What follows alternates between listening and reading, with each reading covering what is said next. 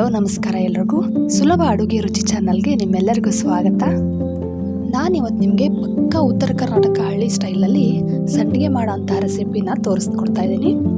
ತುಂಬ ಸುಲಭವಾಗಿ ಹಾಗೆಯೇ ಗರಿ ಗರಿ ಆದಂತಹ ಅಕ್ಕಿ ಸಂಡಿಗೆನ ಈಸಿಯಾಗಿ ಹೇಗೆ ಮಾಡ್ಕೋಬೋದು ಅಂತ ಹೇಳ್ಬಿಟ್ಟು ತೋರಿಸ್ಕೊಡ್ತಾ ಇದ್ದೀನಿ. ಮೊದಲಿಗೆ ನಾವಿಲ್ಲಿ 2 kg ರೇಷನ್ ಅಕ್ಕಿಯನ್ನು ತೊಗೊಂಡು ನೀರಲ್ಲಿ ಒಂದು ನೈಟ್ ಪೂರ್ತಿ ನೆನೆಸಿ ಇಟ್ಟಿದ್ದೀವಿ. ನೆಂದಿರುವಂತಹ ಅಕ್ಕಿಯನ್ನು ನಾನು ಮಿಕ್ಸಿ ಜಾರಲ್ಲಿ ಹಾಕ್ಕೊಂಡು ಚೆನ್ನಾಗಿ ರುಬ್ಬಿ ಒಂದು ಪಾತ್ರೆಯಲ್ಲಿ ತೆಗೆದು ಇಟ್ಕೊತಿದ್ದೀನಿ. ಈ ಬ್ಯಾಟರ್ ಜಾಸ್ತಿ ನೀರು ಕೂಡ ಆಗಬಾರ್ದು, ಹಾಗೆಯೇ ಗಟ್ಟಿನೂ ಕೂಡ ಆಗಬಾರ್ದು. ಒಂದು ಹದವಾದ ರೀತಿಯಲ್ಲಿ ನಾವು ನುಣ್ಣಗೆ ರುಬ್ಕೋಬೇಕಾದ್ರೆ ಸ್ವಲ್ಪ ನೀರನ್ನು ಕೂಡ ಮಿಕ್ಸ್ ಮಾಡಿಕೊಂಡು ರುಬ್ಕೊಂಡ್ರೆ ಆಯಿತು. ಒಂದು 3-4 ಬ್ಯಾಚ್ನಲ್ಲಿ ನಾನು ಹಿಟ್ಟನ್ನು ರೆಡಿ ಮಾಡ್ಕೊಂಡಿದ್ದೀನಿ. ಹಾಗೆ ಜೊತೆಗೆ ಉಪ್ಪು ತೊಗೊಂಡಿದ್ದೀನಿ, ಹಾಗೆ ಜೀರಿಗೆ ಮತ್ತು ಅಜವಾಯಿನ 2 ಟೇಬಲ್ ಸ್ಪೂನಷ್ಟು ಜೀರಿಗೆ, ಹಾಗೆ 1 ಸ್ಪೂನಷ್ಟು ಅಜವಾಯಿನ ತೊಗೊಂಡಿದ್ದೀನಿ. ಮೊದಲಿಗೆ ನಾವಿಲ್ಲಿ ಒಂದು ದೊಡ್ಡ ಪಾತ್ರೆಯಲ್ಲಿ ಒಂದು ಅರ್ಧ ಕೊಡದಷ್ಟು ನೀರು, ಸುಮಾರು 5 ಲೀಟರ್ ನೀರನ್ನು ಕುದಿಲಿಕ್ಕೆ ಇಟ್ಟಿದ್ದೀವಿ. ನೀರು ಚೆನ್ನಾಗಿ ಕುದಿ ಬರಬೇಕು. ನೀರು ಕುದಿ ಬಂದ ನಂತರನೇ ನಾವು ಹಿಟ್ಟನ್ನು ಹಾಕಿ ಚೆನ್ನಾಗಿ ಮಿಕ್ಸ್ ಮಾಡಬೇಕಾಗುತ್ತೆ. ಸಂಡಿಗೆ ಹಿಟ್ಟು ಚೆನ್ನಾಗಿ ಹದವಾಗಿ ಬರಬೇಕು, ಕೆಡಬಾರ್ದು. ಅಂದರೆ ಮೇನ್ ಟಿಪ್ ಏನಪ್ಪ ಅಂದರೆ ಕುದಿ ಬರ್ತಕ್ಕಂಥ ನೀರಿಗೆ ಹಿಟ್ಟು ಹಾಕ್ತಾನೆ ನಾವು ಮಿಕ್ಸ್ ಮಾಡ್ಕೋಬೇಕಾಗುತ್ತೆ. ಕಂಟಿನ್ಯೂಸ್ ಆಗಿ ಮಿಕ್ಸ್ ಮಾಡಿದ್ರೆ ಮಾತ್ರ ಗಂಟುಗಳಲ್ಲಿ ಆಗಲ್ಲ. ಈಗ ಒಂದು ಕುದಿ ಬರೋವರೆಗೂ ನಾವು ವೇಟ್ ಮಾಡಿ, ಕುದಿ ಬಂದಾದ ನಂತರ ನಮ್ಗೆ ಬೇಕಾಗಿರುವಂತಹ ಇಂಗ್ರೀಡಿಯೆಂಟ್ಸ್ನ ನಾವು ಸೇರಿಸ್ಕೋಬೋದು. ರುಚಿಗೆ ತಕ್ಕಷ್ಟು ಉಪ್ಪು, ಹಾಗೆ ಅಜ್ವಾಯಿನ ಮತ್ತು ಜೀರಿಗೆನ ನಾವು ಮಾತ್ರ ಸೇರಿಸ್ಕೊತಿದ್ದೀವಿ.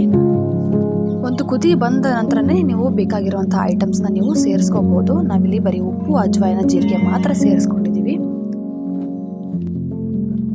ಚಕ್ಕಲಿ ಶೇಪಲ್ಲಿ ಸಂಡಿಗೆ ಮಾಡೋದಾದರೆ ನಾವು ನೀರಿನ ಪ್ರಮಾಣ ಸ್ವಲ್ಪ ಹೆಚ್ಚು ಕಡಿಮೆ ಮಾಡ್ಕೋಬೋದು. ಗಟ್ಟಿಯಾದಂಥ ಗಂಜಿ ಮಾಡಬೇಕಾದ್ರೆ ಸ್ವಲ್ಪ ನೀರನ್ನು ಕಡಿಮೆ ಹಾಕ್ಕೊಂಡು ಹದವಾಗಿ ನಾವು ಚಕ್ಕಲಿ ಸಂಡಿಗೆಗೆ ಹಿಟ್ಟನ್ನು ತಯಾರು ಮಾಡ್ಕೋಬೋದು. ಮೊದಲಿಗೆ ಒಂದು 10 ನಿಮಿಷ ಜಾಸ್ತಿ ಊರಿನಲ್ಲಿ 10 ನಿಮಿಷ ಚೆನ್ನಾಗಿ ಗಂಜಿನ ಕುದಿಸ್ಕೊಂಡು ನಂತರ ಒಂದು 5ರಿಂದ 10 ನಿಮಿಷ ಸಣ್ಣ ಊರಿನಲ್ಲಿ ನಾವು ಬೇಯಿಸ್ಕೊಂಡ್ರೆ ಸಂಡಿಗೆ ಹಿಟ್ಟು ರೆಡಿ ಆಗುತ್ತೆ. ಬಿಸಿ ಇರೋವಾಗಲೇ ನಾವು 2 ಪಾತ್ರೆಗೆ ಸಂಡಿಗೆ ಹಿಟ್ಟನ್ನು ಟ್ರಾನ್ಸ್ಫರ್ ಮಾಡ್ಕೊಂಡಿದ್ದೀವಿ.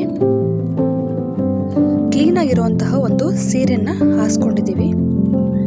ಸ್ಪೂನ್ನಲ್ಲಿ ನಾವು ಸಂಡಿಗೆಯನ್ನು ಹಾಕ್ತಾ ಇದ್ದೀವಿ. ಜೊತೆಗೆ ನಾವು ಇದನ್ನ ಕೈಯಲ್ಲೂ ಸಹ ಹಾಕೋಬಹುದು, ಚೆನ್ನಾಗಿ ಆಗುತ್ತೆ.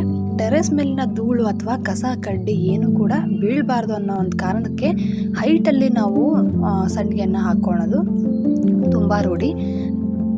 ಬಿಸಿಲು ಕೂಡ ಜಾಸ್ತಿ ಇರೋದ್ರಿಂದ ಸಂಡಿಗೆ ಒಂದೇ ದಿನದಲ್ಲಿ ಚೆನ್ನಾಗಿ ಒಣಗುತ್ತೆ. ಬಿಸಿಲು ಜಾಸ್ತಿ ಇರೋದ್ರಿಂದ ನಾವು ಕೊಡೆ ಎಲ್ಲ ಇಟ್ಕೊಂಡ್ಬಿಟ್ಟು ನಾವು ಸಂಡಿಗೆಯನ್ನು ಹಾಕ್ತೀವಿ. ಸಂಡಿಗೆ ಹಾಕಲಿಕ್ಕೆ ಬಹಳಷ್ಟು ಜನ ಪ್ಲಾಸ್ಟಿಕ್ ಶೀಟ್ ಮತ್ತು ಕವರ್ಗಳನ್ನು ಬಳಸೋದನ್ನು ನಾನು ನೋಡಿದ್ದೀನಿ. ಬಟ್ ನಮ್ಮ ಮನೆಗಳಲ್ಲಿ ತುಂಬ ವರ್ಷಗಳಿಂದ ಈ ರೀತಿ ಕ್ಲೀನಾಗಿರುವಂತಹ ಬಟ್ಟೆ ಅಥವಾ ಬಿಳಿ ಪಂಚೆಗಳನ್ನು ನಾವು ಬಳಸ್ತೀವಿ. ಈಗ ನೋಡಿ ಸಂಡಿಗೆ ಹಾಕೋದು ಕೂಡ ನಮ್ಮದು ಕಂಪ್ಲೀಟ್ ಆಗಿದೆ. ಪೂರ್ತಿ ಒಂದು ದಿನ ಬಿಸಿಲಲ್ಲಿ ಒಣಗಬೇಕಾಗುತ್ತೆ. ನೋಡಿ, ಇಲ್ಲಿ ಒಂದೇ ದಿನದ ಬಿಸಿಲಲ್ಲಿ ಪೂರ್ತಿ ಎಲ್ಲ ಸಂಡಿಗೆಗಳು ಒಣಗಿವೆ. ಮಾರನೇ ದಿನ ನಾವು ಸಂಡಿಗೆನ ತಗೊಂಡಿದ್ದೀವಿ. ಸಂಡಿಗೆ ಬಟ್ಟೆ ಮೇಲೆ ಸ್ವಲ್ಪ ನೀರನ್ನು ಚಿಮ್ಸ್ಕೊಳ್ಳಿ, ಇಲ್ಲಾಂದರೆ ಬಕೆಟಲ್ಲಿ ಚೆನ್ನಾಗಿರುವಂತಹ ನೀರು ತಗೊಂಡು ಬಕೆಟ್ನಲ್ಲಿ ಎದ್ಕೊಂಡ್ಬಿಟ್ಟು ಒಂದು 2 ಸೆಕೆಂಡ್ಸ್ನಲ್ಲೇ ಸಂಡಿಗೆ ಈ ರೀತಿ ಕೈಗೆ ಬರುತ್ತವೆ. ಬಿಡಿಸ್ಕೊಂಡಿರುವಂಥ ಎಲ್ಲ ಸಂಡಿಗೆಗಳನ್ನು ಈ ರೀತಿ ಬುಟ್ಟಿನಲ್ಲಿ ಹಾಕ್ಕೊಂಡು ಇಟ್ಕೊಂಡಿದ್ದೀವಿ. ಬರೀ 2 kg ಅಕ್ಕಿನಲ್ಲಿ ಈ ಬುಟ್ಟಿನಲ್ಲಿ 2 ಬುಟ್ಟಿಯಷ್ಟು ಸಂಡಿಗೆಗಳಾಗಿವೆ. ಎಲ್ಲ ಸಂಡಿಗೆಗಳನ್ನು ಬಿಡಿಸಿ ಅದೇ ದಿವಸ 2ರಿಂದ 3 ಗಂಟೆಗಳ ಕಾಲ ಬಿಸಿಲಲ್ಲಿ ಸಂಡಿಗೆಗಳನ್ನು ಒಣಗಿಸಿಟ್ಕೊತಿದ್ದೀವಿ. ಬಟ್ಟೆ ಇಲ್ಲ ಏನಾದರೂ ಪ್ಲಾಸ್ಟಿಕ್ ಆದರೂ ಹಸಿ, ಇಲ್ಲ ಅಂದರೆ ಬುಟ್ಟಿನೆಲ್ಲ ಇಟ್ಟಾದರೂ ನಾವು 2ರಿಂದ 3 ಗಂಟೆಗಳ ಕಾಲ ನಾವು ಒಣಗಿಸಿ ಇಟ್ಕೋಬೋದು. ಈ ರೀತಿ ತುಂಬ ಬಿಸಿಲಿರುವಾಗಲೇ ನಮ್ಮ ಮನೆಗಳಲ್ಲಿ ಸಂಡಿಗೆ ಹಪ್ಪಳಗಳನ್ನು ಮಾಡಿ ವರ್ಷಕ್ಕಾಗುವಷ್ಟು ಪ್ರಮಾಣದಲ್ಲಿ ಮಾಡಿ ಇಟ್ಕೊಂಡ್ಬಿಡ್ತೀವಿ. ಮಾಡೋಕ್ಕೂ ಕೂಡ ತುಂಬ ಸುಲಭವಾಗಿದೆ ಈ ಸಂಡಿಗೆ ಮಾಡೋ ವಿಧಾನ. ನೀವು ಕೂಡ ಮನೇಲಿ ಫ್ರೀ ಟೈಮಲ್ಲಿ ಈ ರೀತಿ ಮಾಡಿ ಇಟ್ಕೊಳ್ಳಿ. ಊಟದ ಜೊತೆ ನೆಂಚಿಕೆಗೆ, ಹಾಗೆಯೇ ಸಂಜೆ ಹೊತ್ತು ಟೀ ಜೊತೆ ಸ್ನ್ಯಾಕ್ಸ್ ಆಗಿ ಕೂಡ ನಾವು ಸಂಡಿಗೆಗಳನ್ನು ತಿನ್ಬೋದು. ಬಿಸಿಲು ಜಾಸ್ತಿ ಇರೋದ್ರಿಂದ 2 ಗಂಟೆಗಳ ಕಾಲ ಚೆನ್ನಾಗಿ ಸಂಡಿಗೆಗಳು ಒಣಗಿವೆ. ಒಂದಿಷ್ಟು ಸಂಡಿಗೆಗಳನ್ನು ನಾನಿಲ್ಲಿ ಫ್ರೈ ಮಾಡಿ ನಿಮ್ಗೆ ತೋರಿಸ್ತಾ ಇದ್ದೀನಿ, ಯಾವ ರೀತಿಯಾಗಿ ಸಂಡಿಗೆಗಳು ಬಂದಿವೆ ಅಂಥೇಳಿ. ಆಯಿಲ್ ಚೆನ್ನಾಗಿ ಬಿಸಿ ಆದ ನಂತರನೇ ನಾವು ಸಂಡಿಗೆಗಳನ್ನು ಹಾಕಬೇಕಾಗುತ್ತೆ. ಸಂಡಿಗೆ ಹಾಕಿದ ನಂತರ ಗ್ಯಾಸ್ ಫ್ಲೇಮ್ನ ಫುಲ್ ಲೋನಲ್ಲಿ ಇಟ್ಕೊಂಡ್ಬಿಟ್ಟು ನಾವು ಫ್ರೈನ ಮಾಡ್ಕೋಬೇಕು. ನೋಡೋದಕ್ಕೂ ಕೂಡ ಸಂಡಿಗೆಗಳು ತುಂಬ ತೆಳುವಾಗಿ ಕೂಡ ಬಂದಿವೆ, ಹಾಗೆ ಟೇಸ್ಟ್ ಕೂಡ ಸಹ ಅಷ್ಟೇ ಚೆನ್ನಾಗಿರುತ್ತೆ. ನಿಮಗೆ ಬೇಕಾದಲ್ಲಿ ಬೇರೆ ಮಸಾಲೆ ಇಂಗ್ರೀಡಿಯೆಂಟ್ಸ್ನ ನೀವು ಕೂಡ ಇದರಲ್ಲಿ ಬಳಸ್ಕೋಬೋದು. ಈ ನನ್ನ ರೆಸಿಪಿ ನಿಮಗೂ ಕೂಡ ಇಷ್ಟ ಆಗಿದೆ ಅಂತ ಅನ್ಕೋತೀನಿ. ರೆಸಿಪಿ ಇಷ್ಟ ಆಗಿತ್ತು ಅಂದರೆ ನಿಮ್ಮ ಫ್ರೆಂಡ್ಸ್ ಹಾಗೆ ರಿಲೇಟಿವ್ಸ್ ಜೊತೆ ಈ ರೆಸಿಪಿನ ಶೇರ್ ಮಾಡಿ.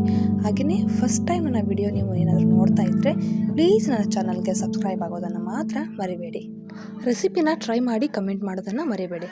Thank you. ನಮಸ್ಕಾರ.